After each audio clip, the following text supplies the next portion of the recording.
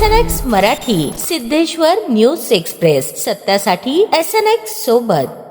दक्षिण सोलापूर पंचायत समितीचे माजी सभापती गुरुसिद्ध मेहत्रे यांच्या मार्गदर्शनाखाली सुरू असलेली पवित्र श्रीशैल पदयात्रा 13व्या दिवशी तेलंगणा राज्यात दाखल झाली। पहाटे यारगेरा फाटा येथून महाआरती करून नाश्ता आणि चहापाणी घेऊन पदयात्रेला पुढील प्रवासासाठी सुरुवात करण्यात आली। प्रवासादरम्यान पदयात्रा मिडदोड्डी येथे पोहोचली। येथे सिद्धू अंगडी या उद्योजकांच्या वतीने पदयात्रेकरूंना दुपारच्या भोजनाची उत्तम व्यवस्था करण्यात आली होती। तब्बल 12 प्रकारचे खाद्यपदार्थ भक्तांना प्रसाद रूपाने देण्यात आले। भक्तांनी भोजन ग्रहण करून सेवाभावाचा अनुभव घेतला।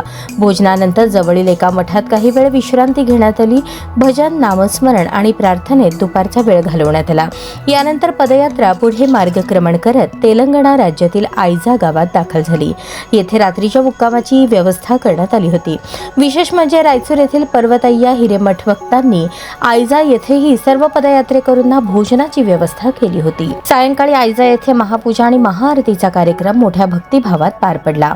हर हर महादेवच्या जयघोषात संपूर्ण परिसर दुमदुमून गेला।